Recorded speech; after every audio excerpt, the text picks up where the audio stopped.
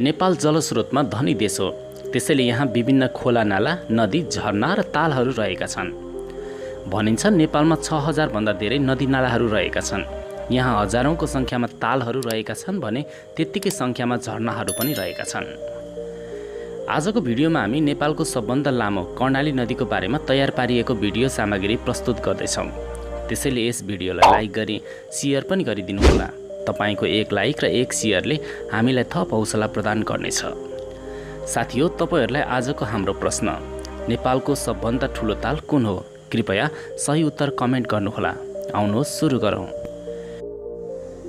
कर्णाली नदीको उत्पत्ति चीनको तिब्बतबाट मानस सरोवर नजिकै रहेको रक्कोस सरोवरबाट हुन्छ। यसरी यस सरोवरबाट उत्पत्ति भएको कर्णाली नदी पहाड र कन्दराहरूलाई पार गर्दै नेपालतर्फ अगाडि बढ्दछ।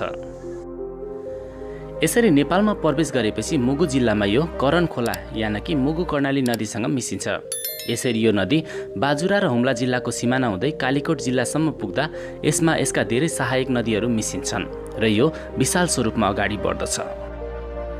कर्णाली नदीका 7 वटा सहायक नदीहरू रहेका छन्।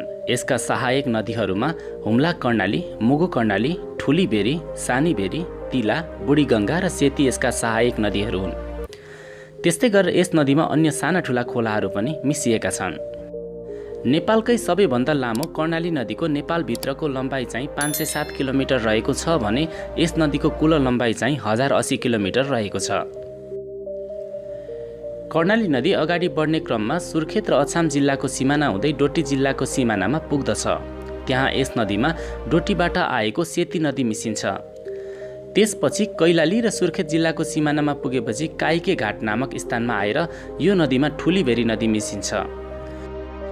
त्यसपछि यो नदी कैलाली र सुर्खेतको सिमाना छुट्याउँदै कर्णाली चिसापानी भन्ने ठाउँमा आउँछ।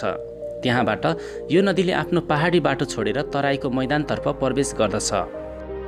यसरी बर्दिया जिल्लामा प्रवेश गरेपछि यो नदीमा बबई र सानी भेरी गरेर 2 वटा नदीहरू मिसिन्छन्।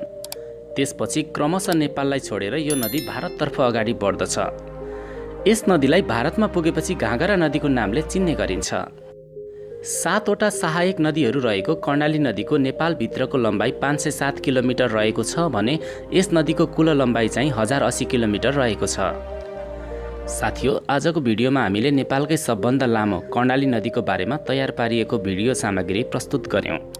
तपाईहरुलाई आजको भिडियो कस्तो लाग्यो? कृपया तपाईको विचार कमेन्ट गर्नुहोला।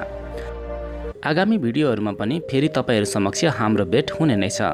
त्यति बेलासम्मको लागि हामी तपाईहरु समक्ष बिदा चाहन्छौं।